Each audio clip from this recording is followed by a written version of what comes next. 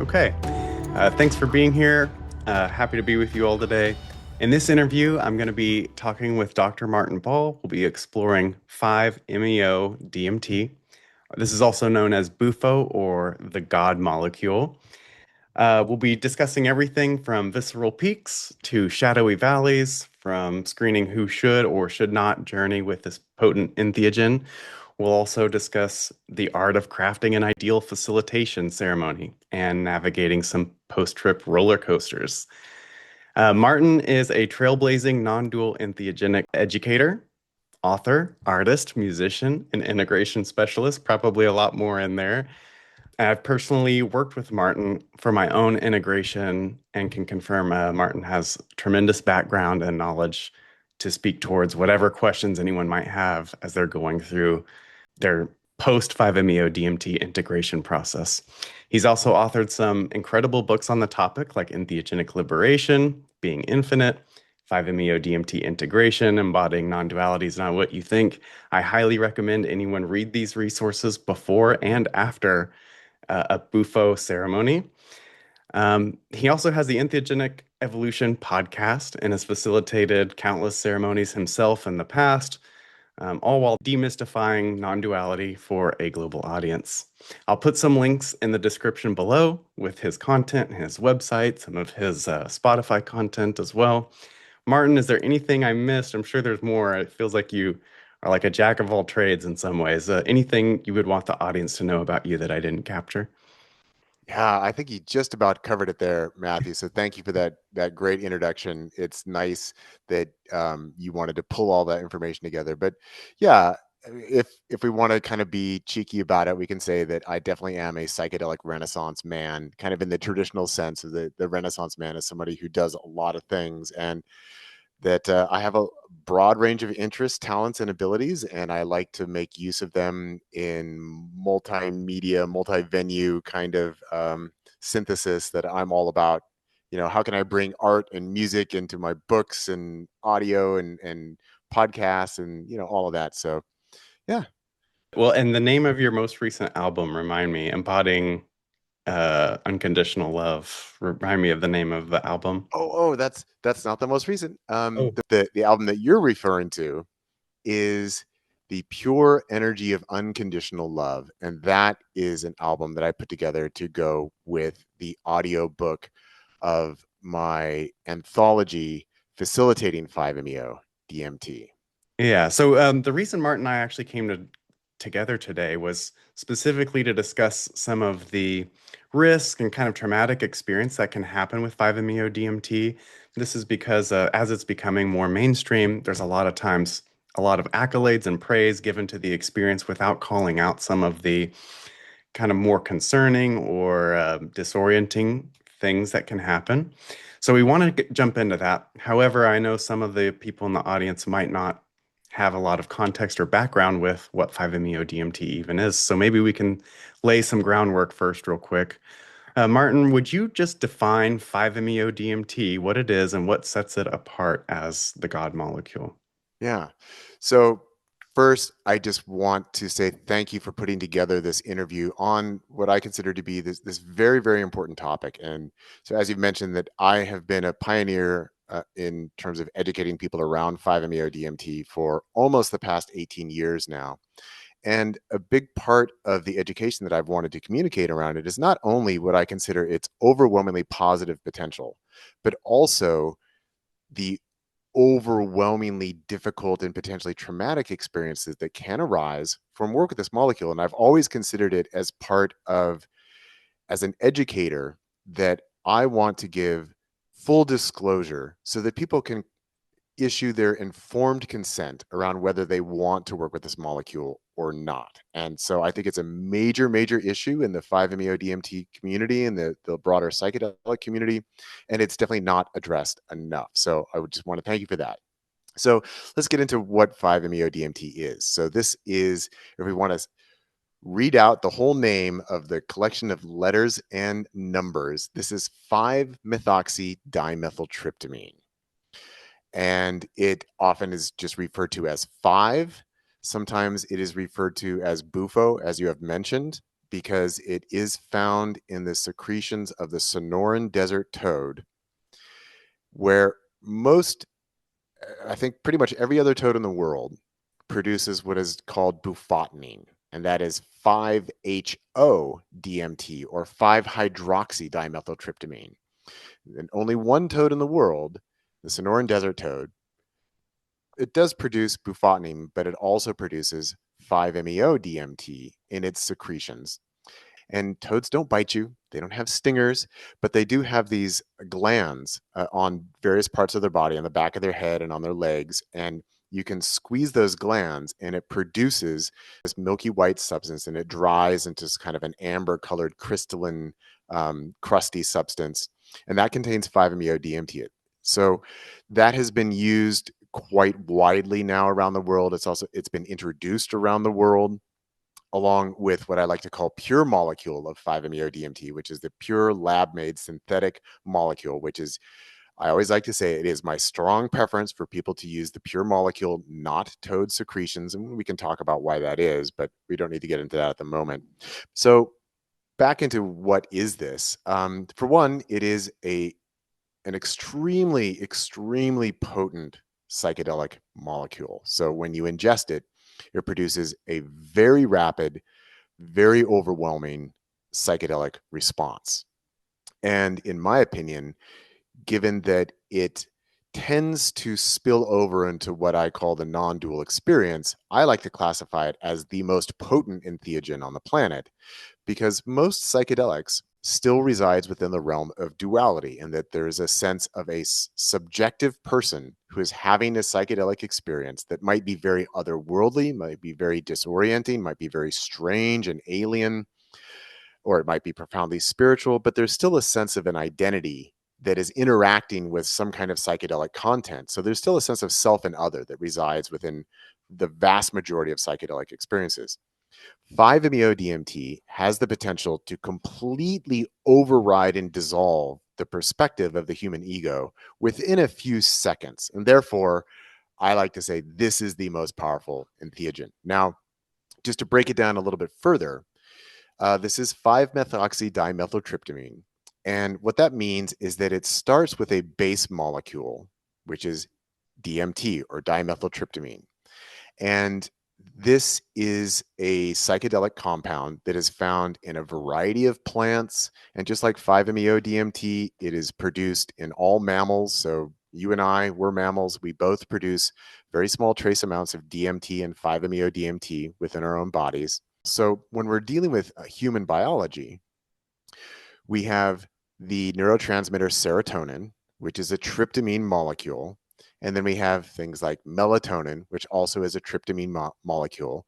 And that also means that our neurophysiology, we have receptor sites on our brain to which these different tryptamine molecules can attach. And then also they can attach to the nerve endings throughout our entire body so that we, as living beings, our neurophysiology is mediated through tryptamines. So these other tryptamines of say DMT or 5-MeO DMT, that they essentially function as extremely potent neurotransmitters when we're consuming them and very rapidly produce, quote, psychedelic effects.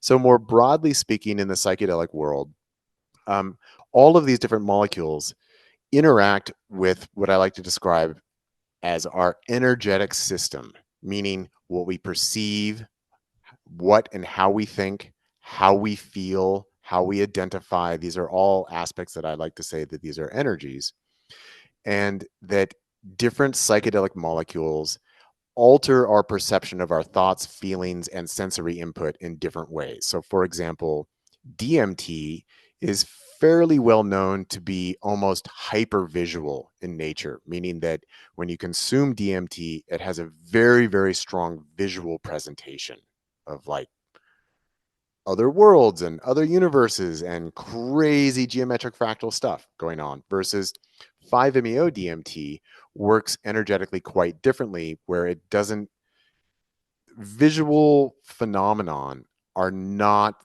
the defining feature of the 5-MeO experience. The defining feature of the 5-MeO experience largely is this ego death experience where within a few seconds The ego perceives that it is dying and dissolving and breaking apart. And then if that occurs successfully, and there's lots of reasons why it might not, but if it occurs successfully, that is when the individual has the opportunity to have a non-dual experience where there's no longer a sense of self and other, me and not me, self and world. Everything appears and is experienced as one unified totality. And this is where I ended up, as you've already mentioned, this term, the God molecule, that I gave it the nickname of the God molecule back in 2008, because for me, that's really what it does, is it exposes the reality that we are all this one universal consciousness and being that is experiencing itself from multiple perspectives simultaneously. That's the basic overview. Let me know if there's anything you'd want me to expand on there. There's so many different areas I would love to like venture off on what you said. Thank you very much for such a thorough response. Um, one of them being this aspect of the non-dual nature of the experience.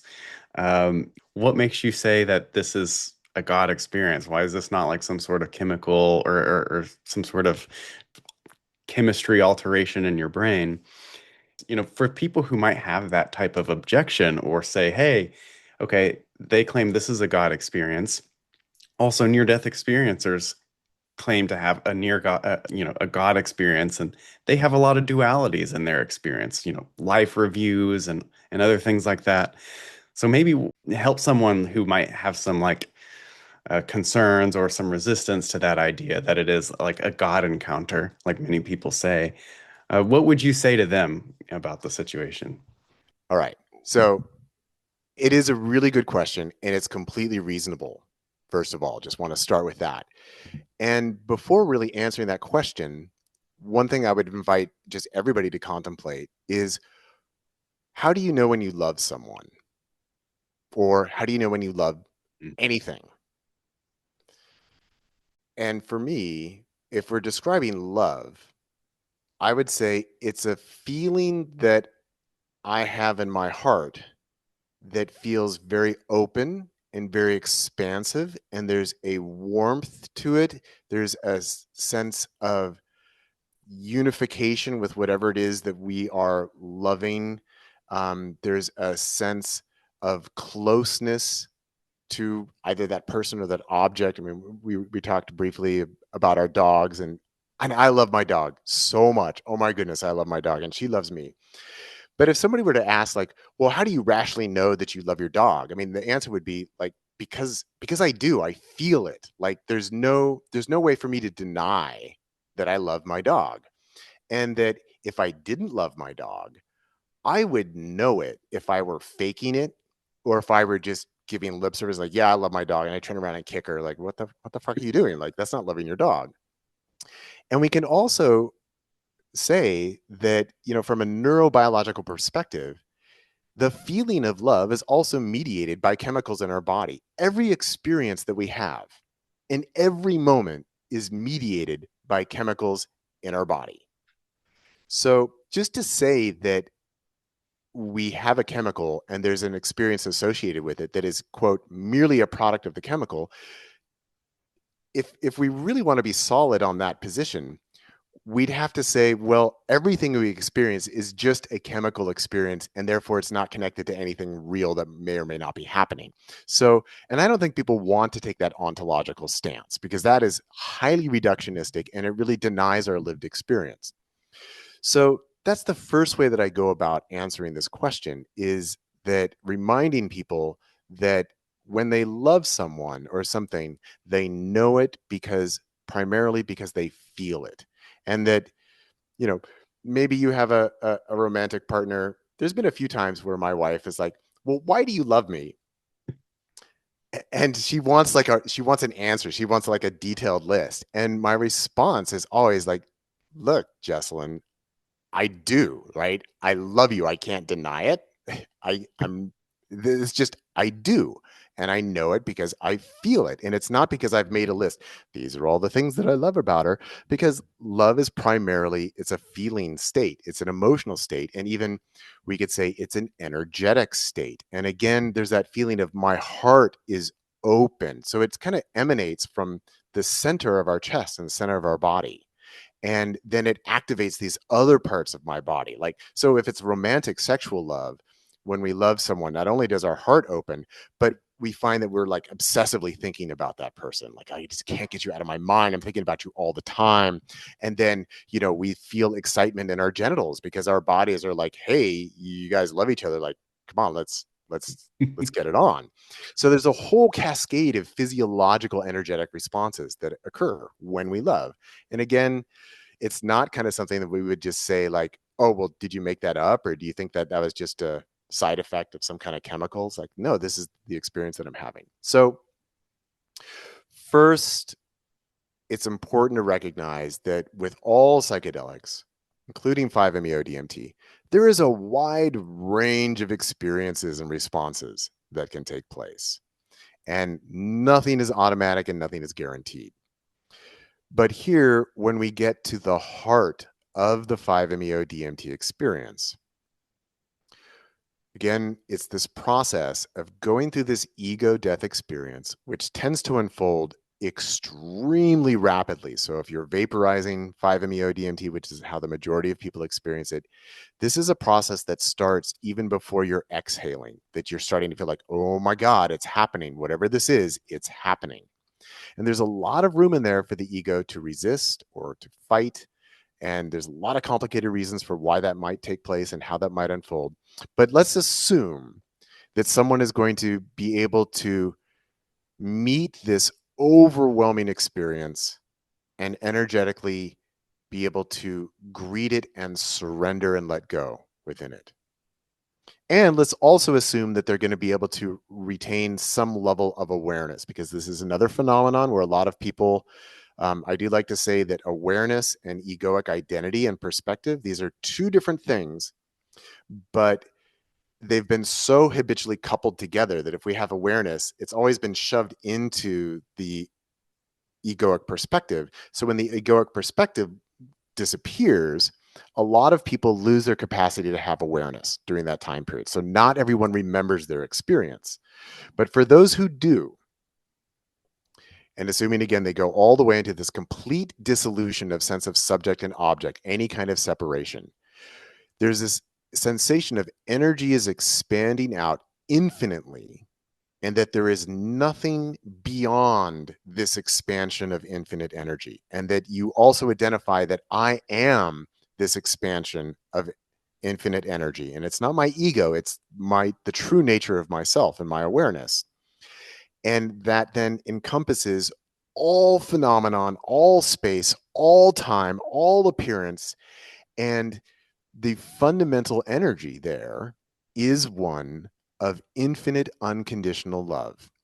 And this is perceived as this incredible vibration of ecstasy that takes over every molecule of your being. So again, we can compare it to the experience when you love someone, like when you first say I love you to someone who is your romantic partner, and that warm feeling opens up and it's like, oh, I might even cry. That is just, this is this incredible feeling of love.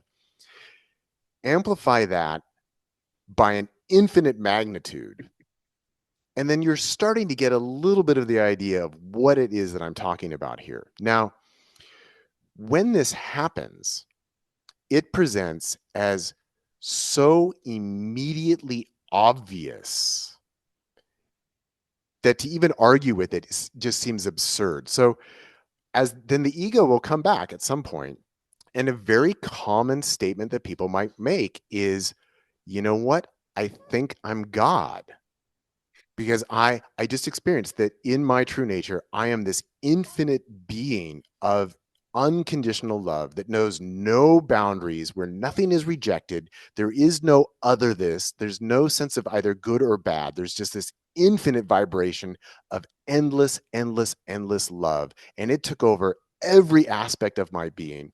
And so then to go and say, well, I think it was just a product of a chemical. Most people are going to have a really hard time with that, because it just presents as, this is the clearest experience I've ever had in my life. And nothing has ever been as clear and as obvious as this. And now Moxie is asking to come back in. So we're just going to bring her back in, and then hopefully she'll settle down. just to kind of wrap it up, this is kind of the trick. Like when you really think about reality in general, the only thing that you can say with any certainty is I exist. That's the only thing that you can actually say, because then, well, do I know for certainty that my dog exists? Well, not really. This all just, I might be a brain in a vat. This all could just be some kind of projection or some kind of simulation. There might not be a dog there. There might not be a couch. I might not be talking to on a microphone. You might not be over there on the other end on your computer. This could all be an illusion. But even if it is an illusion, I know that I'm here and I'm experiencing it. So that's the only thing I can know with any certainty. And the ego asks the question of like, well, what am I? Who am I? And like, if we've never seen a mirror before, when you first come into a mirror, you're like, whoa, who's that? And like, oh, wait, I think that's me. Like, look, it's moving when I'm moving. I raise my hand, it raises. Okay, I think that that's me. And this experience of 5-MeO DMT is the ultimate gaze into the mirror of reality, where it just reflects back to you of it's all you. It's always been you. It will always be you. This is all that there ever has been, and this is all that there ever shall be, because I am a being of infinite energy, and I have no beginning and I have no end, and there is nothing that exists beyond or outside of me because I am everything. I am reality itself. And so that's where, again, I can't prove it, but the amazing thing is that in potential, any person on the planet can have this experience and they will reach the exact same conclusion, which to me indicates it's probably true then. Even So, hearing you describe it gives me a little bit of almost like these sensations of my prior experience yeah, with 5-MeO. And you're right, it's really difficult to speak about it in a way that satisfies somebody who hasn't had the experience and has, especially those who are coming from like a religious background, which is a lot of my historical community. yeah, And so I agree with you that the experience itself leaves no doubt, but I understand that sometimes the answers aren't always satisfactory to those who aren't ready to kind of accept those truths about reality. yeah, yeah. And that's why. So the first book that I wrote about all of this, after having gone through my own awakening and transformation process with 5-MeO, was my 2009 book, Being Human. And in that book, I pretty much flat out say, I'm not going to argue for anything that I'm writing here. I'm just going to tell you this is what's going on. This is the nature of reality. And the subtitle to the book is An Entheological Guide to God, Evolution, and the Fractal Energetic Nature of Reality. And so I didn't even want to bother, and I had never have bothered with it. I don't want to argue with anyone that this is what I've learned about this is the nature of the self and this is the nature of reality. And I'm going to write it down so that people can then have their own experience, and then they can go and say, okay, yeah, this actually jives with what I've said. And on the religious issue, 5-MeO DMT is kind of notorious for deeply challenging and changing people's religious views and identities.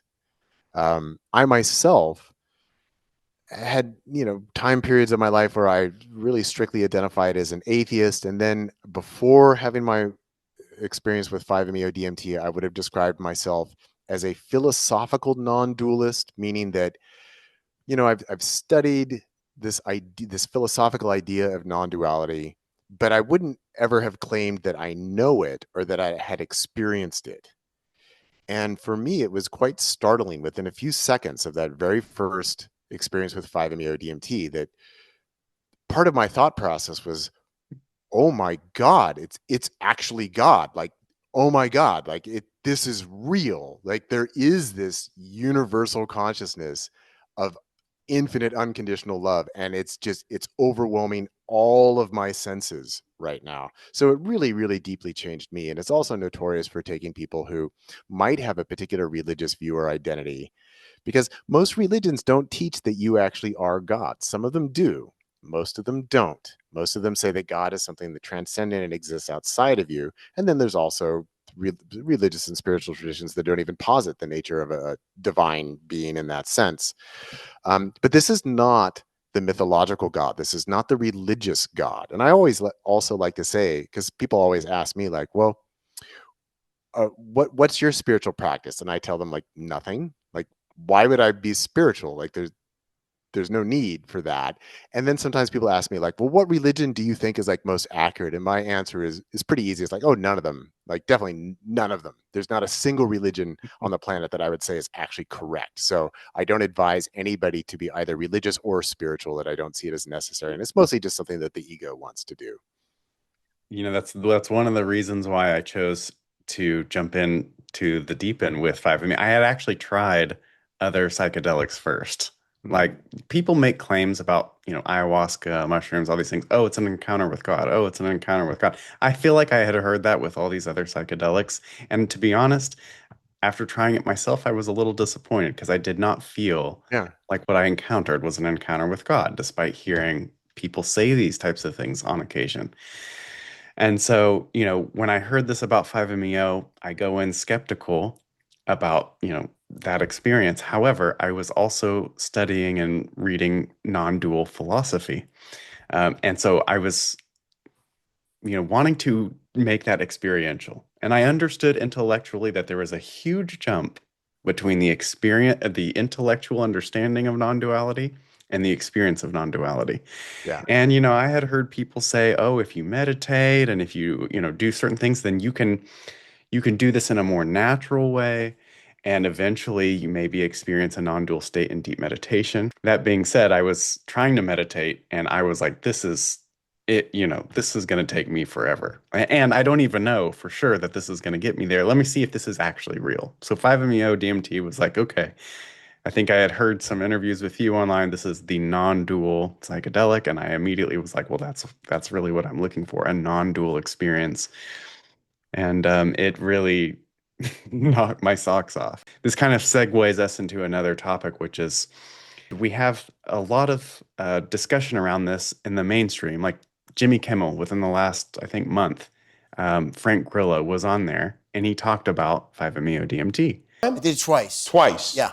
And how often should you do it? I would do it every day. No, I think, I did it the first time and I was like, I'm going to do it again soon. I did it like a month later. And then the second time, I said, okay, let me process this for a while. And then I'll go back. I think I'll go back and Do you take notes and No, write you're down out, what man. you thought? You go, you breathe this in. Before 10 seconds, she lies you down on the ground. My friend Celeste in Malibu, in Point Doom, she lies you down on the mattress and you go touch God.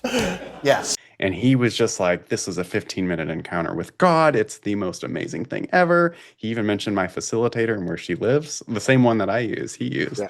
Yeah. And so, I'm listening to this and I'm like, man, all these millions of people are hearing this.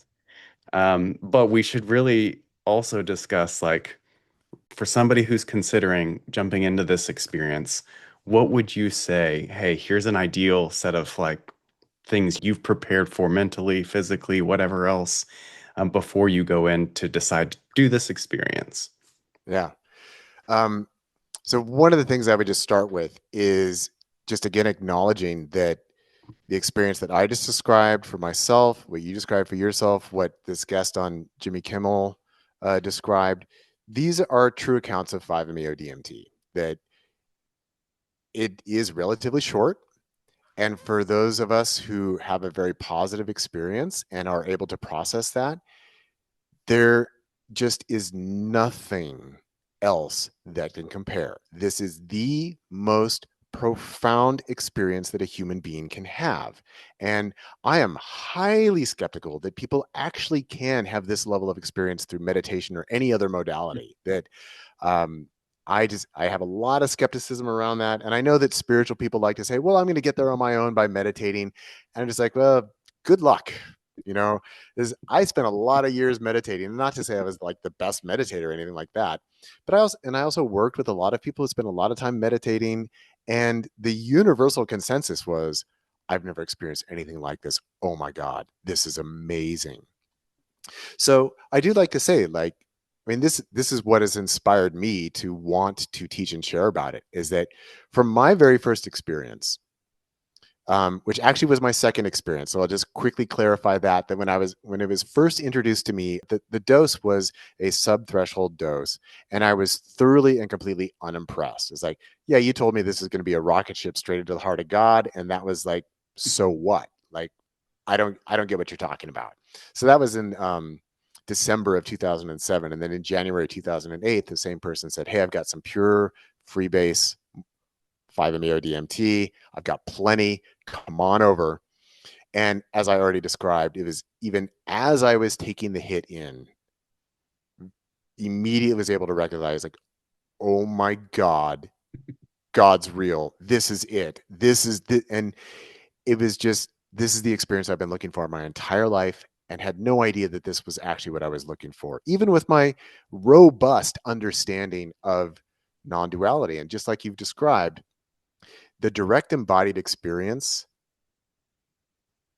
once we've had it, we can see how the words correlate to the experience. But before that, you can parrot these phrases and these terms, and you can parrot what the non-dual realization or experience is, but you literally have no idea. And so I was in that category. Like, I could have told you, I could have explained non-duality, but I'd never had the experience, and really quickly realized, like, okay, words don't do this justice in any way. So it's been highly popularized because it is this incredible, amazing experience. And it pretty much does blow every other psychedelic experience or psychedelic molecular medicine. It just blows them out of the water. There's no real comparison. This is in a league of its own. But what I always do like to remind people of is, consider that you are going to be meeting yourself as God. And at the surface level, your ego may say, yeah, I want that, or I'm ready for that. But there are deep subterranean architectures to the ego that may or may not be on board with that statement and that proposition. And the thing is that you are not going to know until the experience arises. So this is why I like to use this terminology, that someone's first full release dose of 5-MeO DMT. So actually dissolve the ego. And I always like to remind people that the ego is incredibly resilient, which is a very good thing. It's not bad, but it's very resilient. In other words, the ego can take a lot of pressure and continue to hold on and reform. And that's evolutionarily, that's productive, because when we are inundated with trauma or complex stressful events, if the ego can maintain itself, we can navigate through that trauma and those stressful events. And so this is an evolutionary advantage that we have. We want to have a strong, resilient ego. But this is where once you get that, quote, full release dose, it's so overwhelming that there's the potential to completely dissolve. And no matter how strong the ego is, it actually can dissolve completely within that.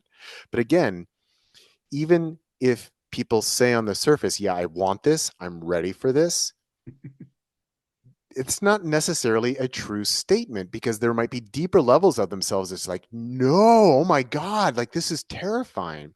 So the phrase that I like to use is, your first full release dose of 5-MeO DMT is, I call it the diagnostic round.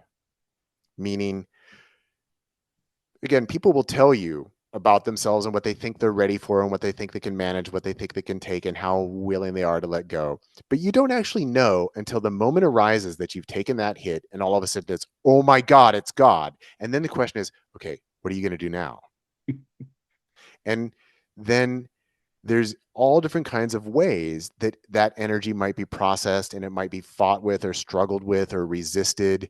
And different aspects of the ego can come up. And I always like to say that because this is a total experience, the energy of that 5-MeO DMT has the potential to interact with any aspect of your sense of self meaning from conscious all the way to unconscious to transpersonal and archetypal, all the way to the non-dual experience, which is the ground of being. And then it also has the potential to interact with any phenomenon that you have experienced across the course of your life, from your very first moments up until the very second that you are taking that hit. So if you have repressed energies or emotions or traumas from at any point in your life, they can be activated and brought to the surface by this energy of 5-MeO DMT. And it does it in a way that is total, that it's like, it's so overwhelming. So we never know. And it's like I was interviewing for my own podcast. I was interviewing this guy who facilitates 5-MeO up in Canada. We just had a conversation on Friday. And he said that in his opinion, he thinks about maybe 20% of his clients, when they get that full release dose, maybe 20% have the quite white light, loving God experience. And that the other 80%, there's a wide range of things that might take place. But again, people aren't going to go onto Jimmy Kimmel and say, well, yeah, and I did this thing and it was the most deeply traumatizing experience of my life. And I regret it so much and I wish I never did it. And I'm even kind of terrified to talk to you about it now. Like, that's just like when you're backstage and Kimmel's folks are asking you like, okay, so what do you want Jimmy to ask you about? Like, you're not going to say like, yeah, ask him about the most traumatic experience I've ever had. That is like, I thought I went to hell. Like, that's not what is going to come up. And then if people are posting onto social media, which I've seen a lot of this, people are like, oh, I went to Tulum last weekend and I went to the toad sanctuary and it was so beautiful. I had the toad medicine and it was just amazing. And again, those are true accounts.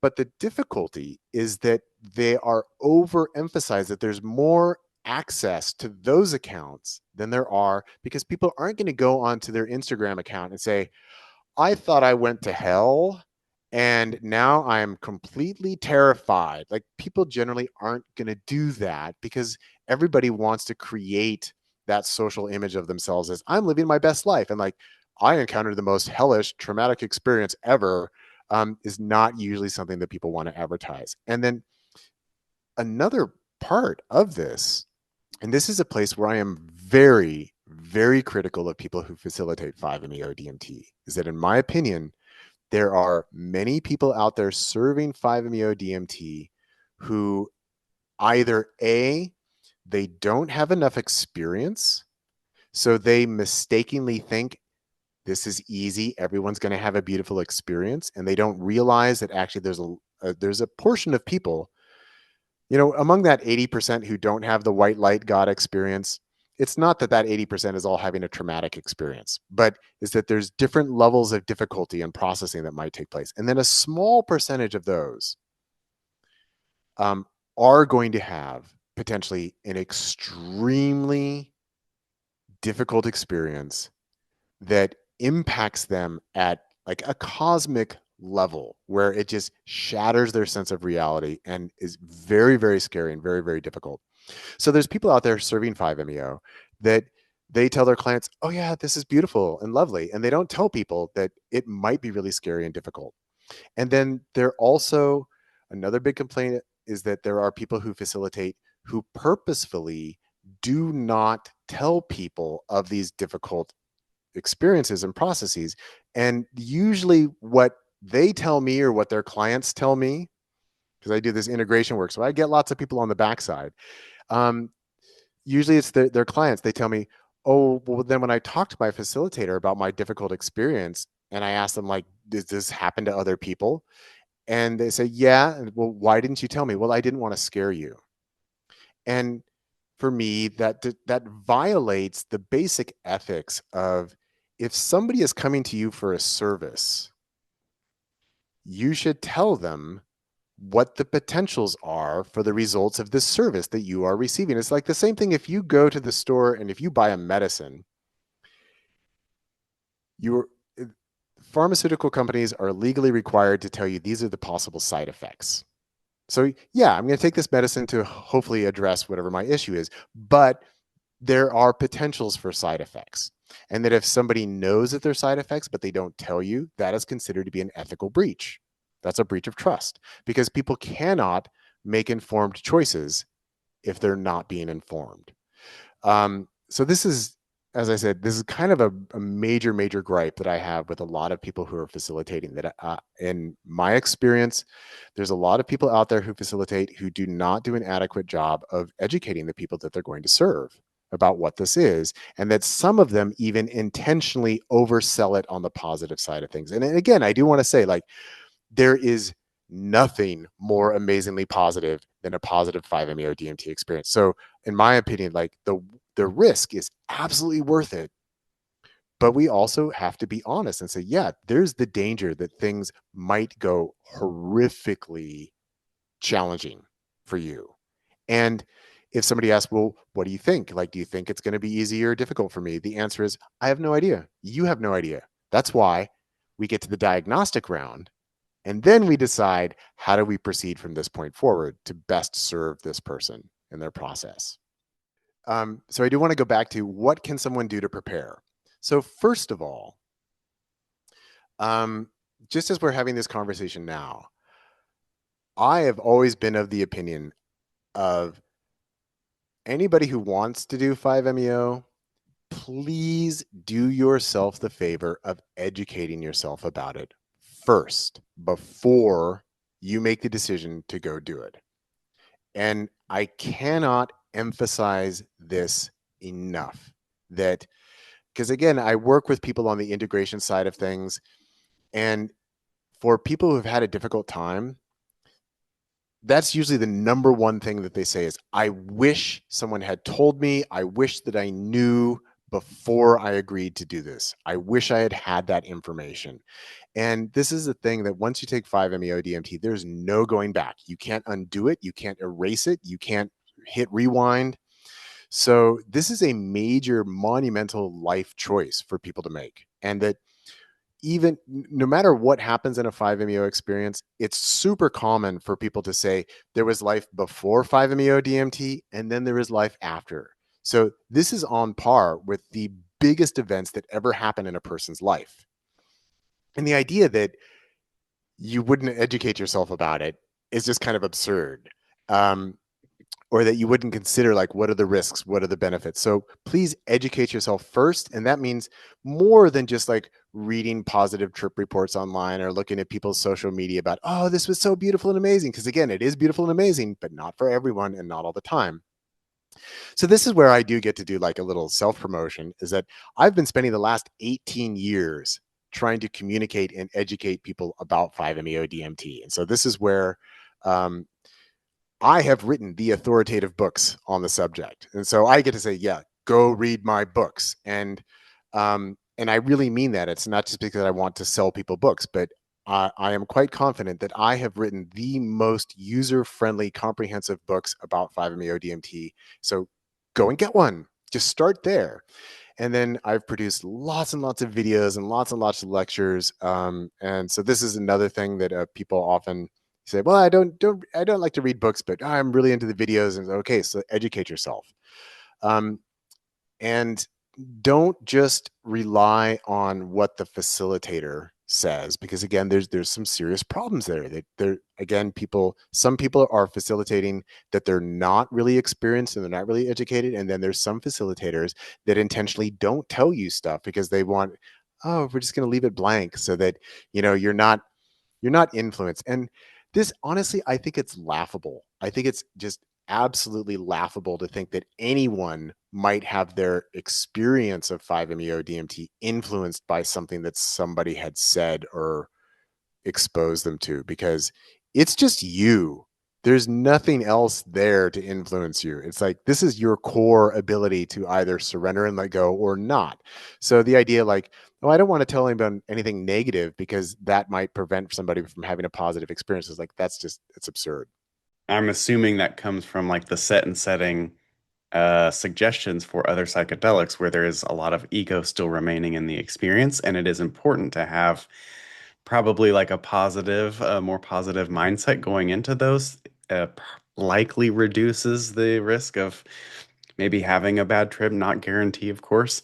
But you're right. People are coming at it. They're probably not wanting people to be in a bad mental state, Yeah. right? But this is a totally different category of experience. And that's actually a question I wanted to ask you, which is, are there any signs that you have noticed in your experience that these are people that are more likely able to surrender as opposed to not? Yeah. Yeah. There's so many things to talk about here. One is I do want to go back and highlight to something that you just said, that um, 5-MeO is so powerfully unique and distinct from other psychedelics that this can be hard for people to grasp, but that the tools and practices that have been developed for safely and effectively working with other psychedelics, they break down when we get to 5-MeO. It's too different. It's too much more powerful, so that those standard practices for how do we have a good session with MDMA, how do we have a good session with mushrooms, a lot of that just gets blown out of the water by 5-MeO. So we can't just translate. We can't just say, well, this works for MDMA and psilocybin, so let's bring this into our 5-MeO facilitation. It's such a different beast. Now, just going back to the idea of like, what can I do? So there's a couple things that I do like to recommend to people if they talk to me before they have a 5-MeO experience and they say like, what do you recommend? There's a couple things. One is I always encourage people to start being really honest with yourself at both the interior and the exterior level. Meaning, start to think about, am I attaching myself to beliefs and ideas that I don't really know if they're true or not? Or is that attached to some kind of story? Or is that just something that I imported because my parents told me, or because the priest told me, or because the politician told me that, and that I've made a story out of that? And then really being aware of how we are critiquing and editing and censoring ourselves. And so I like to like bring it into like examples of where, well, let's say that, it might be something really simple where somebody asks you, like, do you want a glass of water? And that out of social conditioning, we might feel pressure to say, oh, yes, thank you. I'll take a glass of water. But I encourage people to ask themselves, well, do I really want it? And if you don't, then say no. And that then you don't get inside yourself like, oh, well, maybe I should have said yes because I wanted to be politer. And just notice like, okay, I'm not really being honest with myself. My honest response is, no, I don't want water. Or maybe the honest response is, yes, thank you. But the idea is that so much of our authentic nature is being covered over by these habitual patterns that may or may not be functional and may not be connected to reality. So it's very important to start thinking about that. And then also in terms of, how am I expressing myself? The words that I say, how do I interact with others at the exterior level? Am I being honest and authentic or not?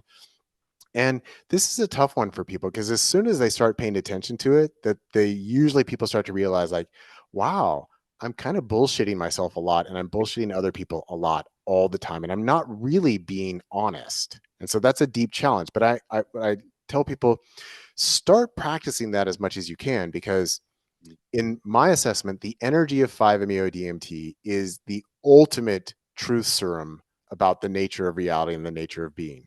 And so the more you practice being honest, authentic, and truthful now, the easier it is going to be for you to surrender into that overwhelming experience of truth. And so it brings you more into alignment with it. And then for some people, what this can mean is, like, if they're coming from, say, like a strong religious background, it's like, so maybe your religion is based on faith. Like a lot of religions say, this is my faith. So do you really know that? No, well, I have faith. It's like, okay, but you don't really know. So this is where, like, I would counsel someone, like, if they are identified with any particular religious or even spiritual tradition, I would counsel them on, well, I hope you understand that this experience might shatter that identity and might completely shatter that worldview, because it is an experience of truth. And just to be brutally honest, most religions and spiritual traditions, they're not about truth. They're about ego constructs. And so this can be really difficult. So just inviting people to to start contemplate that. And really, like, if you do come from a strict religious background, or really any sort of tightly held identity in any form, how comfortable would you be with completely losing that identity and shattering that? So if everyone around you is part of that religion or part of that identity or part of that worldview, you might come out of it saying, I don't fit in anymore. I don't belong. This is no longer my community. This is no longer my belief. This is no longer my identity. And if somebody says, like, oh, my church is everything to me, I said, well, then maybe you don't do 5-MeO, because this is probably going to make it really hard for you to continue with that. And then even if you do continue with that, you're like a lot of people, they have to grapple with, well, am I just compromising because I'm getting social comfort out of this, or do I really want to be here? And that can be very difficult. And I do like to encourage people to, well, try and be honest and authentic. So it might really change your relationships, might change your social structure. And then another just kind of quippy bit of advice I give people is I tell them, well, treat it as though you're going to die. And not because I want you to be afraid that you aren't going to survive it, though your ego will definitely think that you're not going to survive this experience, whether it's positive or negative, that within a few seconds, it will present as, oh shit, I've done it now. I'm never coming back from this. And that what can ease your transition into this ego death experience is if you've treated this as though you're going to die. So in other words, in those first few seconds of like, oh my God, it's God, if you can say, well, I told my wife I love her, I pet the dog, I fed the dog, I kissed the kids, I told my parents how much I appreciate them. If you can, like, internally, if you can be assured that, well, I've done everything that I can, because this is a big place of resistance, for example, and you feel like you're dying, and then the ego's like, oh, but I'll never see my kids again, or oh, I don't think I fed the dog, right? Sometimes it can be even just these small, seemingly absurd things. We have to keep in mind that the ego will use anything that it thinks is going to keep it intact. And so that might just be like, did I turn the lights off or not? Right. So again, if we can treat it as, hey, you're going to die, that you want to prepare yourself mentally and emotionally and physically for this idea of, I'm going to die and then I'm going to be reborn. But again, it's going to be, there was life before and then there's life after. So those are some basic things that people can do. Now, sometimes people say, well, should I meditate? And then my response is, well, if you like meditating, yeah. Should I do breath work? Well, if you like to do breath work, sure. If people ask me if they should do any kind of ceremony or spiritual work, it's like, well, look, if that makes you feel better and makes you feel like you can die more easily, then do it. But if you think like it's going to have some kind of magical property that's going to make your experience easier, that's what I'm talking about when I say you start to be honest with yourself, that you got to admit, like, yeah, that's kind of wishful thinking. Okay. Now, in terms of who might we caution against taking 5-MeO? So I already said anybody who has a strong identity that they are rigidly attached to, whether it's religious or ideological or social in any capacity, that they don't want to let go of. And they say, no, this is me. It's like, well, this is a radical deconstruction process. So if you're not willing, if you're not even open to the possibility that this might completely transform, don't do it, because it's going to be really tough. It's going to be brutal. It's not going to be easy for you if you go in with that kind of attitude.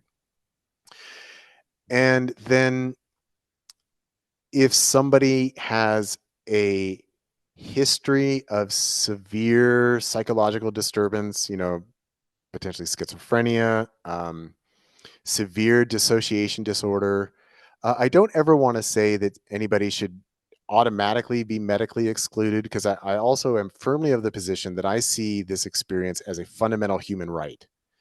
But again, if somebody understands the risks and understands the dangers and say, yeah, I still want that, then I think it's their right to have that experience. It doesn't mean that any particular facilitator must serve them. So a facilitator also has the right to say, hey, I'm not comfortable serving someone who's in your position. I'm not going to do it. That we can't make somebody serve somebody else. But it can be potentially mentally very destabilizing. And then also, I would say from just an observational standpoint, I do think it's very worthwhile to potentially read people's bodies language and see like, well, how comfortable are you in your body? Do you fidget around a lot? Do you like close up? Um, what what how does your tone of voice match what you're saying, or is there incongruity? Are you comfortable? Do you seem like you're open and grounded, or are you just like, oh, I'm scattered? And, like was it on South Park, like Twitch, right? They're like, like probably not so good for 5-MeO, or like Cartman, maybe not so good for 5-MeO because he's got a lot of projected stuff going on. So I think that you can kind of read people that way, and that then it might be good to advise people like, I'm not sure, maybe it'd be best for you to just practice some embodiment and somatic exercises first and kind of get more at peace with yourself. But many people go to 5-MeO. I'd say there's a couple different basic categories. One is the spiritual seeker, just kind of like you described for yourself. It's like you hear about it, it's like, that's what I'm looking for. I want to give that a try. But then I think that we're increasingly seeing a large number of people that the demographic has kind of moved just from the spiritual seeker to, I am desperate and I'm looking for help. And I have encountered my own struggles and my own depression or whatever it may be. And this is so much more effective than talk therapy or psychoanalysis or any other standard therapeutic practice that, I mean, it does rightfully so have an amazing reputation. And so a lot of people are looking at it as a therapeutic tool and as a therapeutic process. And so they're desiring that, but they're coming with trauma. They're coming with damage. And I don't mean that in a critical sense, but they've gone through stuff that has made it difficult for them to embody and process their thoughts and energy in a way that feels grounded and happy and in a state of love and worthiness. And so that it makes the therapeutic process potentially more challenging, but also potentially highly, highly rewarding for people.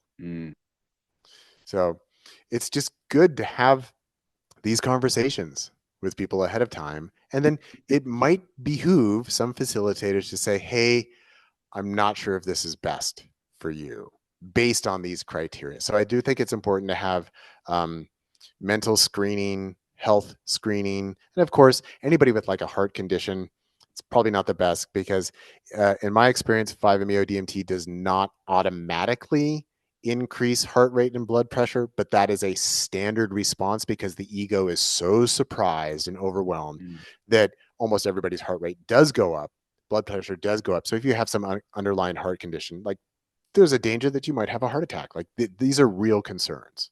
Yeah. When I went into my first 5-MeO experience, I had listened to your content for a little while, and I was quite terrified to go into my experience. In fact, I spent probably 3 or 4 years knowing about it, knowing that I wanted to do it, but scared to do it. And so I was doing, I would go through phases of just doing kind of consuming content, videos, reading books, etc. But then thinking, am I ready? No, I don't think that I'm ready.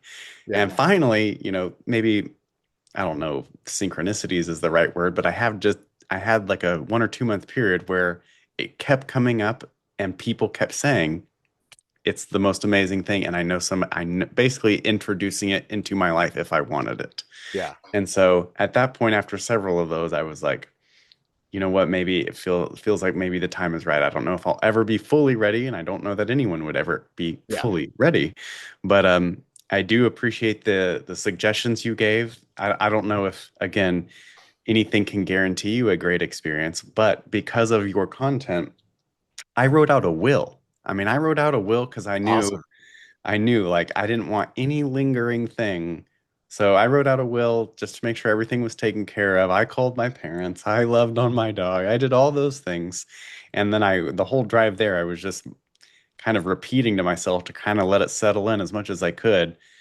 I am and I surrender. I am, I surrender. I just wanted those things to be kind of, hey, whatever's going on, at least I know like my beingness is still there. Yeah. And that I surrender to the degree that I can. There's nothing that can prepare you for it. I thought your response on authenticity was fascinating. I don't know that I had heard that before, but I think I think that was like a really profound thing to say, that authenticity is also maybe a leading thing that can, I guess, bring you into alignment with Yeah. the nature of the experience. Yeah. Well, Um, let oh, go me ahead. let me let me quickly comment on just a couple things that you Yeah. brought up there. Uh-huh. One is just thank you for sharing about your own process and experience, and I'm glad to hear that. I'm glad that my content both inspired you and scared you a little bit. And that back when I was facilitating, you know, I've often been asked like, well, how did you convince clients to come? And I would always say like, look, I never tried to convince anyone. And in fact, what I would try and do is scare people because I didn't want somebody just casually coming. But then once somebody does make the decision, when we would sit down before I would serve anyone, I had this whole speech that I would give them. And I would start off by saying, I just want you to know you can trust this experience, you can trust this medicine, you can trust me, and you can trust yourself. So I think once the decision has been made, like really centering on this idea of whatever arises, I can trust it. That doesn't mean it's going to be easy, but I just really want to reinforce that idea that once you've made the decision to do it, it's very important to enter into a state of trust so that you can meet whatever arises within it and not just react from fear or terror or trying to escape and get away. And but even with that encouragement, inevitably there will be some people who will react with overwhelming fear and terror and will try and get away. And they'll stay conscious during that experience. Yeah, kind of unfortunately, often like horrifically so. Well, I don't want to skip over this particular type of experience.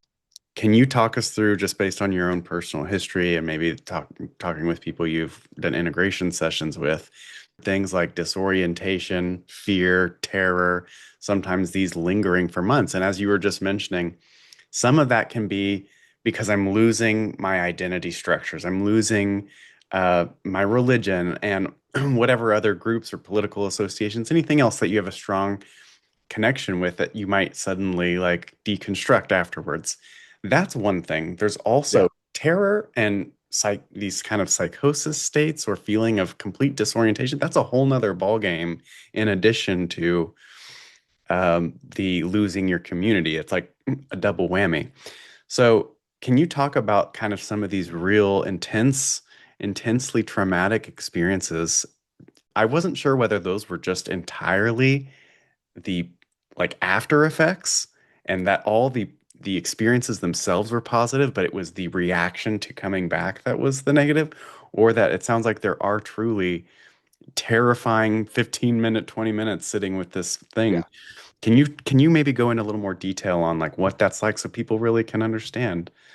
Yeah. So thank you for already mentioning that really there are very distinct phases in which fear, terror, anxiety, dissociation, all of those may show up. So we can kind of break it down into the onset of the experience is like the first area.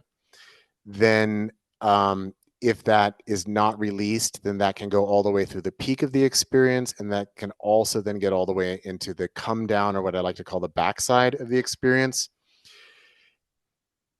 And so that's just within the event of consuming the molecule itself. But then after that, we have all different kinds of energetic processes that can take place within someone. And here is even another place where if things went horrifically scary and terrifying in the session itself with the medicine, then that after period is almost uniformly going to be super, super difficult and super, super challenging. And this is also one of the reasons why I like to recommend the idea of working through multiple rounds of the medicine. And then once we've had that diagnostic, like, okay, you're terrified, it's actually super important to keep going at that point. Now, most people will be like, there's no way I'm taking this again. I just want to go home. The problem is you can't just go home at that point because these energies will follow you because no matter where you go, there you are. You can't escape. Once you've introduced this, you cannot just, I'm going to put it back in the box. It's not possible. So Mm. then there's that after period. But it's also important to note that it can be the case that somebody does not experience a lot of resistance or terror, and they might even describe that that experience was blissful and ecstatic. And then it's later in the after period, the integration period, they might be having reactivations and energetic events taking place that they then find terrifying and overwhelming and out of control and filling them with anxiety. And then there also can just be certain levels of dissociation and derealization, or even lack of motivation can occur, or then people can go through extended periods of ongoing emotional processing, which can just feel draining and dissociating and make it hard to work or respond to your family. So there, it's a multi-phasic, complicated process. But if to break them down a little bit, in that really, so assuming that we're vaporizing it, you actually have between 3 and 5 minutes before the person reaches the peak. But because it comes on so very, very rapidly and so very, very strong, there is the potential that the ego will fully dissolve within just a few seconds. And then things continue to expand up into the peak, and it becomes more and more ecstatic, more and more blissful, more and more infinite. And then eventually that energy starts to die down, and then the ego starts to recoalesce and come back on. So again, for some people, they just pop right open right from the get-go, and there's no resistance. And that come on period is not difficult. The peak is not difficult. But even then, as the ego comes back, it can suddenly be like, what in the hell is happening? Oh my God. And that people, that transition period, that in many cases, that's around the 10 to 12 minute mark. The ego comes back. And at that point, the ego might now freak out because, again, it dissolved within a couple seconds. And then it comes back and it's like, I don't know what in the world's going on. I don't know who I am. I don't know where I am. I don't know what's happening. So that's another realm where then the ego might react and it might become terrified and it might be very, very difficult. And even though the energy has died down enough for the ego to return, usually people describe that point as, I'm tripping harder than I even knew it was possible to trip. And my ego is just totally freaking out about it. Or somebody can pop right open, they go through the peak, the ego comes back, and they're crying. It's just, this is the most beautiful, incredibly loving thing I've ever experienced. And it's just smooth all the way through. So that's possible.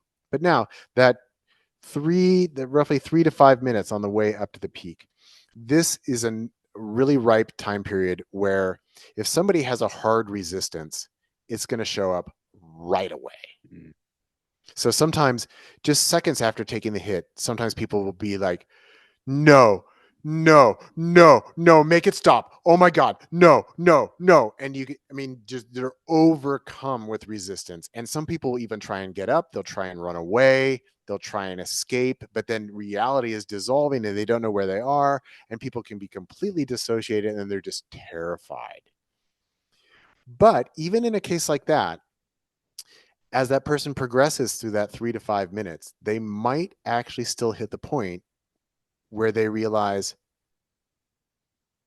I can't fight with this. And then they give up and they let go. And then it can turn extraordinarily positive. So it's always important to keep in mind that just because someone starts with like resistance and a no, doesn't mean they're going to be no all the way through. So there's always the potential that it can flip from something horrendous into something overwhelmingly positive in an instant, if they can relax and let go. Then somewhat, this is a different issue, but sometimes what happens is in those first few seconds, the conscious part of the ego dissolves, but then unconscious patterns and areas of resistance show up, and the person needs to act that out. And they might even be verbalizing, they might be interacting with other people that are present in this space. But it's important to keep in mind that that person doesn't know that they're doing that because the conscious layer of the ego is not present. And so this is fundamentally equivalent to having a conversation with a sleepwalker or a sleep talker. And during those time periods, it's common that various forms of resistance or fear or traumas, like somebody might suddenly think I'm back in a traumatic situation and that whoever else is in the room with me is presenting the trauma to me, but it's a projection that's taking place there. But if the conscious part of the ego is not there, they're not aware of it, so that then later they will have feelings of like, I think something really traumatic happened, but I don't know what it was. So that can be very confusing. And then that can set off a cascade of resistance and fear after the event.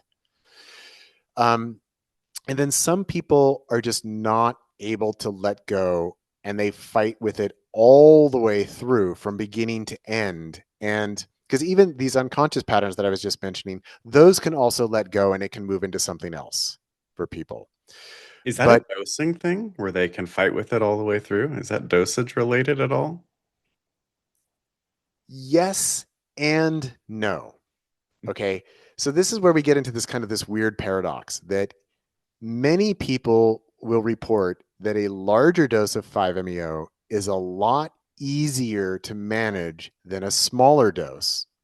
Because even though a smaller dose is very, very potent, as I've been describing, it doesn't really have enough energy to dissolve and override the ego. So it leaves the ego in a state of crisis of like, oh my God, what's happening? And I don't know what to do. And then all this unconscious material is bubbling up to the surface and it's just overwhelming. Whereas if we hit enough of that medicine and get enough energy, the ego just says, fuck it, there's nothing I can do about this. And then it lets go. So it's paradoxically, it can be easier for people. But I always do like to say the medicine, because it's only an amplification of yourself, it cannot override your free will. So in other words, if some part of you, again, it's usually not the conscious part of the self, but it's some unconscious part of the self. It says, if that part of the self says no, no amount of the molecule is going to get them over that until that deep part of themselves said, okay. Now, it's also fundamentally true that, so when we go all the way into the God state and we experience this unconditional love, it's actually self-referential because there's no otherness there. And so it actually is this sense of, I am infinitely in love with myself in all my infinite variations and forms because I am love. That is my true nature. Now, if we take an ego that has been wounded and has been conditioned to think that it is unworthy or undeserving, or maybe at core, that ego thinks, I deserve to be punished. That experience of 5-MeO is actually just going to amplify all of that. So in a very real seeming way, some people do describe, rather than, oh, it was all God and all love, it's, I think I went to hell. Like it was dark and there were demons and there were flames and there was torture. And keep in mind that once we go into this highly expanded state, we really lose track of linear time. And so it can seem like eons and lifetimes, and it can seem infinite. And the traumatic potential of that is huge. I mean, just imagine, it might only be 10 minutes, but if you really feel that you went to hell for eternity during that time period, you're not just going to come out of that and say like, wow, I'm glad that's over. It's going to be like, oh my God, what's wrong with me? Probably terrified of death from that point on too. Yeah. Life. Yeah. It can be terrifying. And this happens to people. Again, it's not common. It's not usual. But that's kind of a good place to start, is like asking people, well, do you love yourself? Do you feel that you are worthy of love? And if somebody says no, that doesn't disqualify them, but it's just kind of a marker of, well, this might be difficult. And so this is another thing, again, that I like to urge among facilitators, is that facilitating is not just serving people the molecule and then sitting back and then saying, good job, you made it. And this is all that some facilitators do. But in my opinion, proper facilitation means working with that person and coaching them and responding to them energetically to help them through that process. And in most instances, it actually means let's take more. We're going back in. We're going to keep working on this because, again, it's very difficult for people to make that decision to take more if they've had a really challenging experience like this. But it is a recipe for ongoing disaster and difficulty. And so if you can kind of get back on that proverbial horse and you can open that thing up again and really work through the fear, work through the resistance, and then actually release it. See, often when there's resistance, it's because there are deep, uncomfortable energies that have become lodged within the person's being that are held somewhere physically inside the body that they need to move up and out. And so as we're going through this expansive phase, all of the places that we've stored all this subterranean junk within ourselves is like, oh, I'm going to get out. But that can be terrifying in the same way that if somebody feels sick, no one is like, oh, I can't wait to go to the bathroom and throw up for the next 2 hours. They're like, oh, suppress it, keep it down. But then once you do throw up, it might be really hard. And if you're like, oh God, I'm dying. Oh! But then when it's all done, you're like, oh, I feel so much better. Okay. So 5-MeO is kind of like that, but like amplified infinitely. And so this is where I like to encourage people with the idea of like, yeah, I know this is really scary and it's really uncomfortable and it feels like it's going to destroy you, but it isn't. And if we can just relax and allow this, it might be uncomfortable coming out, but you will feel better. And the last thing that we want is for you to feel like all this has risen up, but I'm so terrified of it, so now I'm just going to suppress it and go home. That again, it's a recipe for disaster. And so this is where what I would really love is for people who are going through their 5-MeO experience, provided that they have a facilitator who knows their shit and knows how to do this, is that you're actually going to make an agreement to, I'm not going to leave the session space until the facilitator can confirm, yeah, you made it through. But if the facilitator is saying, hey, I don't think you're done yet, like it's really important to keep going, then I make the agreement that I'm going to keep going. So then it's also, like I mentioned, it's also possible even after a very positive experience, as the ego comes back, still tripping very hard. At that point, the ego can be very confused. That ironically can actually be scarier for people during that time period. And some people try and bring it to a close abruptly with like, whoa, okay, right? I'm going to keep my shit together, rather than allowing themselves. Whereas if people relax and open during that second half of the experience as the ego is coming back online, and keep in mind the ego doesn't come all at once, it's usually in layers. It actually has the potential for the ego can come back and then it can dissolve again. It kind of goes through this opening and closing process.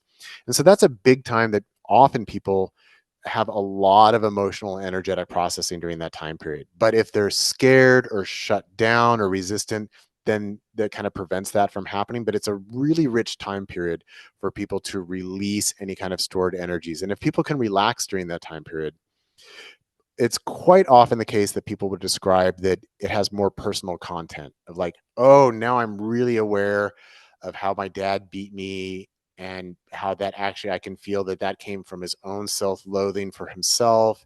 And so I'm able to understand and forgive him, and that I do love myself, and I don't have to carry on this story and image that I am unworthy and deserve to be punished. So it can be a really rich time period for that kind of processing to take place.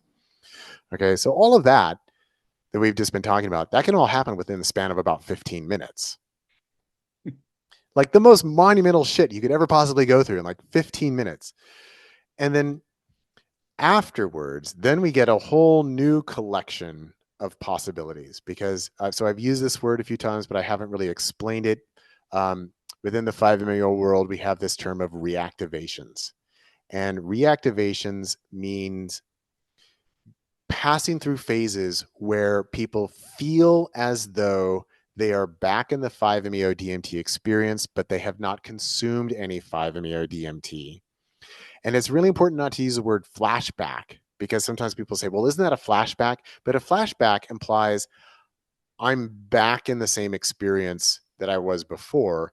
And reactivations can be like that, where suddenly someone's trying to go to sleep and they feel like, oh, I'm back in that cage of fear that I was in 5-MeO, and I'm terrified the same way.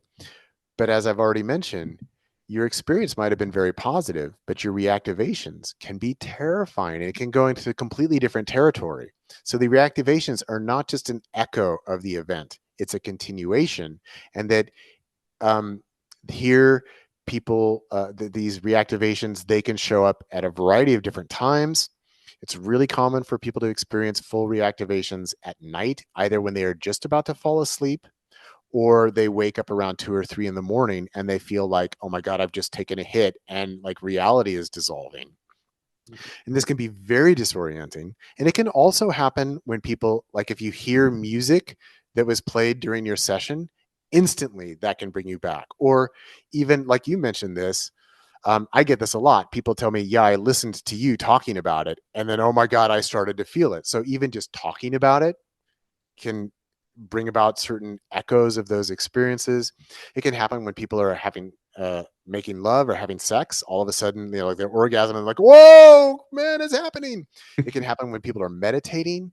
It can happen when people go to the gym, when people drink a cup of coffee.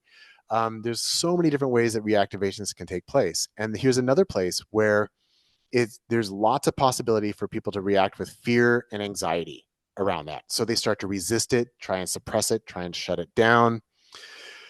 Is that really because the ego's more online during a reactivation? Is this real? I know it sounds like you're highly confident that surrender or Yeah. relaxation is really the name of the game for moving into a positive state of the experience. Let's say someone's having unpleasant reactivations. What can they do if they don't want to have these reactivations, first off? And second off, if you're going to have the reactivations, which I think is probably you have to accept it as part of the experience that you're buying into when you go have Yeah. your ceremony. But is the answer just yes, it's more relaxation, more surrender? Is there more to it than that? There's a bit more to it than that, but that's the fundamental key.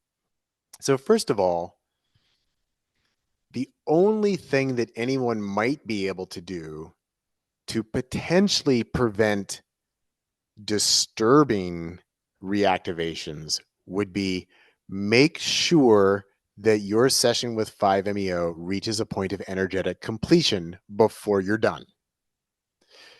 So this goes back to what I've already been mentioning, that let's say you take a hit and you're just totally filled with fear and resistance. My overwhelming strong advice is please don't stop there. Please keep going so that you can let all these difficult energies out and then ground, and then you're more likely to have an easier time afterwards than you would be if you just ended on a horrifying note. If someone's willing to do that, take the additional doses, which, like you said, can be Yeah. tremendously a lot of resistance to that. They just had the most terrifying experience of their life. But if they're willing to say yes, okay, let's go again. What is the success rate there? Is that like 50%, 100%? Like, how reliably is that a solution to getting into a positive state? So ultimately, this is a question that would require much more careful qualitative and quantitative research. Um, Unfortunately, I think that most people who facilitate or serve 5-MeO don't really use this model. I mean, I write about this in all my books. I talk about it, this idea that there's a natural energetic arc to the experience with 5-MeO, and you want to get your clients all the way through the arc. You don't want to leave them at the top of the arc or just getting started on the arc. That's bad form. But a lot of people aren't really versed in like how to do it, how to bring someone through. I So in asked my my facilitator if I could do 3 rounds because of your book, yeah, but that was not something that they were familiar with doing. yeah. Yeah. So it's not the model that most people use. At best, most facilitators use this working up model. We're going to start you slow with a small dose, then we're going to give you a medium, then we're going to give you one big one, and then you're done. You Or we're just like going that to give you, one better than the just straight to the would you say that there's a No. preference on your end between, I guess some people call that stepwise, I think, but this kind of gradual approach to a full release dose versus just straight to the full release dose. Yeah, I am thoroughly 100% against the graduated approach because, in my opinion, the small and medium dose does not tell me anything energetically useful about the person because the ego is still there. Versus once we hit the full release dose, either the ego is going to dissolve or we're going to see what's really going on within this person at a very, very deep level. And that those smaller doses don't reveal that level of information. And that, in my opinion, that even starting people with smaller doses, a lot of people report that that actually increases their anxiety rather than alleviating it. It increases their discomfort rather than relieving it. And that it can also even provide an opportunity for the ego to subconsciously figure out how to resist it more. So I am of the opinion that just starting people at a large dose and let's just pull the rug out from underneath them and then we'll see what happens. And then we determine, do we do another large dose or do we go a little bit smaller? How much do we need? Because then it's a functional question. How much more energy do we need to keep the process going in a way that is effective? And sometimes that means let's take another large dose. And sometimes it's, well, let's take a little one. Let's take a series of little ones. But now that we're in it, we can keep going. But the important thing is you got to get into the process first. A small or medium dose for most people is not going to get them into the process. That's only going to get them knocking on the door, but not actually in the process. So I don't find them to be effective to start with. My methodology is always start with a large dose and then determine from there, with the potential that we're going to do 3 large doses back to back. But in a very generic sense, this is something that I saw plenty of times. Dose 1, there's fear and resistance of some capacity, or there's even some kind of unconscious sublimating into other areas, or unconscious patternings are at play. So that's not necessarily an overt resistance, but it's still not a full surrender. And then, okay, let's take another one with a little bit of coaching and maybe a little bit of energetic processing. And now we take another one. And then let's say now this person is screaming, they're throwing up, they're stripping off all their clothes, they're going through this really big process. And we can say, okay, that's what you were resisting or avoiding on the first one. Now it's happening. And then after that, we do one more dose. And then that allows them then to just to relax and expand and ground within the experience. So that's kind of a generic presentation. But I saw it enough to know that that really, really works. And that works that way for a lot of people.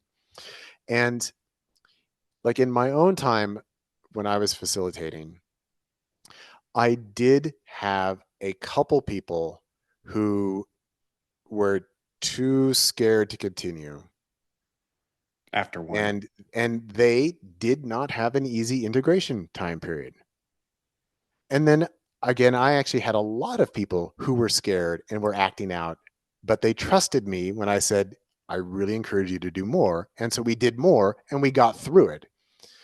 So that was like, in my practice, was a tiny, tiny minority of people who I would say they didn't complete their process, they ended it abruptly, and then they paid the consequence for that.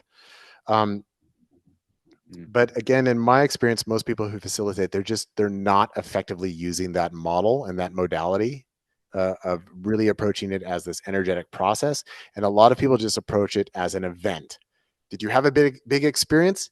Yes. Okay. You're good for today, regardless of what that was. And then you need to go meditate on that and you can integrate that or whatever. And they're just, in my opinion, they're just not approaching it the way that I would want to encourage and teach people to approach it. Yeah.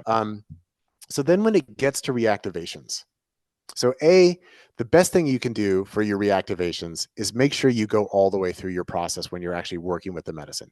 That's not going to prevent you from having reactivations, but it is generally going to make it easier in most instances.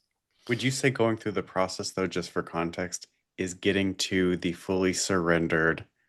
Well, it depends, because for some people, when they fully surrender, that's when all the crap comes out of them.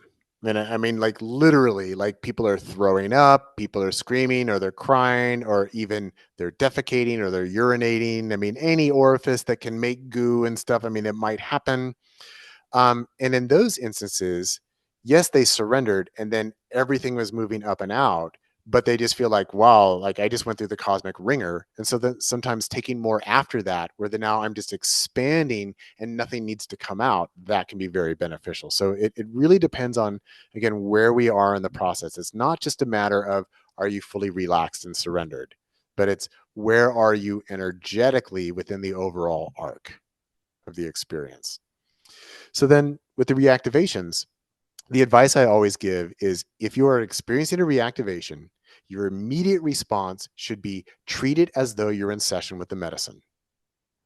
And now we haven't even talked about this, but my methodology is always to help distinguish that the ego is almost always embodied asymmetrically.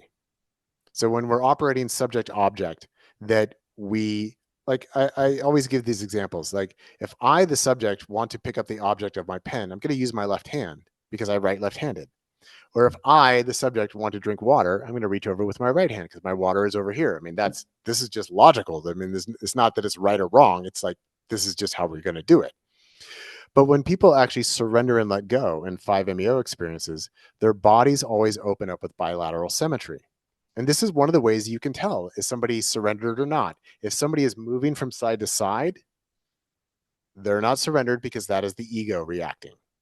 If somebody is curling up over on their side, they're not surrendered because that is the ego reacting. If somebody's thrashing about wildly, alternating from left to right, they are not surrendered because that is the ego operating. When people surrender, their bodies open up with bilateral symmetry and the left and right sides of their body mirror each other. Okay, so this is one of my conditions for if you experience a reactivation, it's very important to put your body into a symmetrical position. Because that, even though your ego is still going to be present during a reactivation, keep in mind again that the ego is almost always embodied unconsciously through these asymmetries.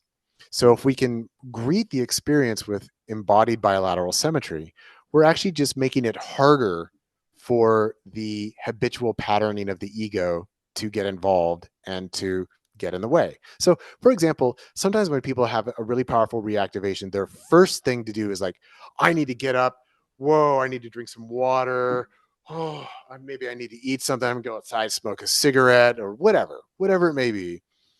In other words, the energy arises and then the ego immediately starts trying to manage and act out. Mm-hmm. Versus, oh, it's happening. Okay.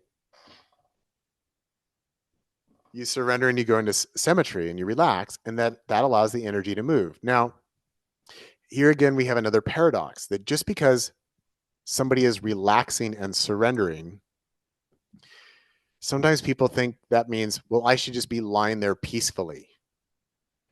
And sometimes that's true, but really, actually, for a lot of reactivations, because again, it is very similar to actually taking 5-MeO, it's very common for people to feel that they need to scream or they need to cry or they need to make big movements with their body.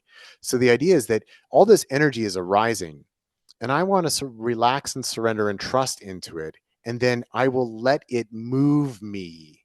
I will let it express through me. And maybe that means I'm going to throw up, like having ongoing nausea. That's a common one. But people suppress it. Like, oh, I don't want to throw up, but maybe I need to throw up.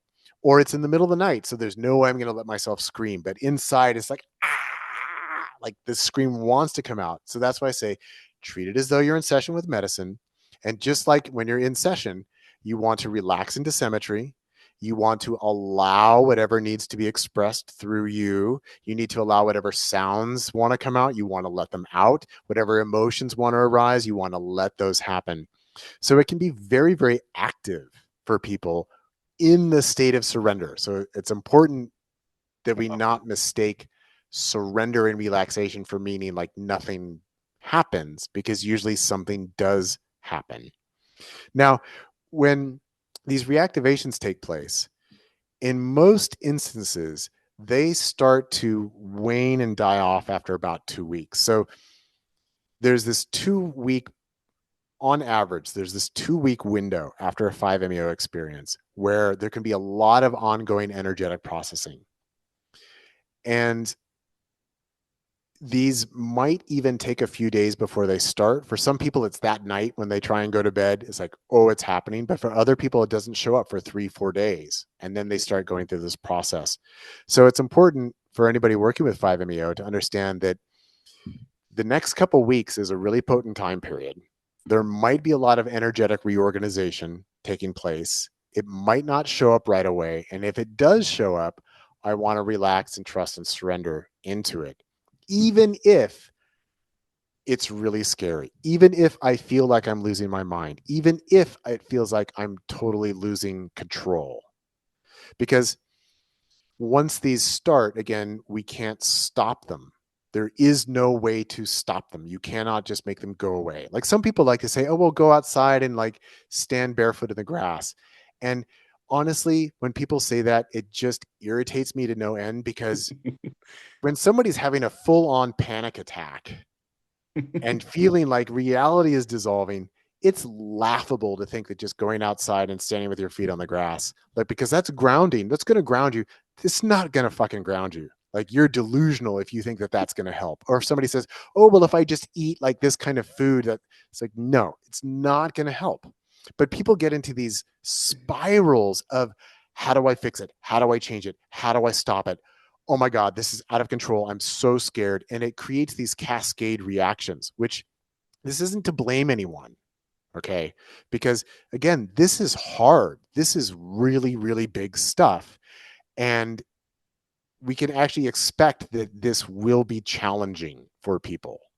And it's ongoing challenging. But as soon as resistance builds up, people feel that they are then like haunted by these experiences and that they keep showing up and they can't escape. And it just creates an ongoing cycle of stimulus, suppression, anxiety builds, people lose confidence. It's very, very debilitating if people get stuck in a cycle like that. And sometimes what people will do is then maybe turn to other psychedelics to try and resolve the issue. Like common ones are, oh, I just want to try ketamine, right? Because people hear like, oh, ketamine, that's like a tranquilizer. But like ketamine takes everything that's up and goes like blah, like that. Whereas 5-MeO goes, whoa, like this. So people can get like temporary relief from something like ketamine, but it's not going to resolve the issue that energy is still there. And so even here, this is a place where I do like to advise, like, I understand that you're scared and that you don't want to do this again. And so you're trying anything you can to make this stop or make it go away. In my experience, none of that's going to be effective. And that if you are having ongoing difficulty beyond that standard 2-week time period, you're an excellent candidate to go and take the medicine again, but you've got to commit to, I'm going to go through it. And this is another thing. If somebody has a difficult experience on 5-MeO that does not resolve and ground out, in most instances, no matter what medicine they go to work with at a later date, they will find themselves right back in that exact moment that they were in 5-MeO. And that even it maybe years will pass and they'll think, oh, well, all that's behind me. I've gotten over it. And then maybe even they want to try 5-MeO again. And by God, they will be right back in exactly where they were. So this doesn't just resolve on its own if we ignore it. And it's a really, really hard choice to make. But here, this is only anecdotal, that there have been a number of people that I have encouraged, like, I really want to strongly encourage you, go back and do it again now that you've done it. And keep in mind, I never advise anyone to take 5-MeO in the first place. I always want it to be people's choice and decision. That if somebody asks me, like, do you think I should take it or do you think I should do it? My response is always going to be, hey, that's up to you. I'm not going to tell you you should or shouldn't. But once you've done it, if you're at this point of, oh my God, I don't know how to deal with this and I'm just terrified, it actually can be profoundly transformative to go and do it again. And man, I've had people where they said, yeah, I took it like 5 years ago, or I took it 3 years ago, and I've just been suffering ever since. And I tell them, well, okay, at this point, I'd like to advise you go do it again, but you really gotta see it through. And when they do that, I usually get an email the next day saying, oh, thank God, I feel so much better. I can't believe it. So it really does have the potential to move and transform. But even there, we can't make predictions because it's always possible that someone still might get stuck. And here again is where having a skilled facilitator can really make a huge difference for people. So Well, I think just it's important to keep in mind that no amount of preparation, no amount of skilled facilitation, and no amount of education can 100% prevent any of this from happening. mm, This is just this is an acceptable level of risk of working with 5-MeO. We just have to accept that this can happen. These kinds of things can happen. Some people will experience it. And for anybody out there who's listening to this, who has been through this, I think it can be very reassuring to let people know that they're not alone. Because sometimes, again, because maybe 5-MeO is oversold either by the public or by the facilitators or even by other people who have had very positive experiences, that people who do have a difficult time, they often interpret it as there's something wrong with them, or that they've done something wrong, or that maybe they're bad, or that they're being punished in some way. And I just want people to know that being a human being is really complex, and meeting yourself as God is complex and it's big. And so this is not to blame anyone, and that finding that place of trust to go through whatever hell you need to go through so that you can reach that point of genuine love for yourself, that can be terrifying. It can be hard. It can be very, very difficult. But for anyone who's going through this, you're not alone, even though you feel very alone. And you might feel that it's just you. It's not just you, that this happens to people. I am happy to report that it's relatively rare.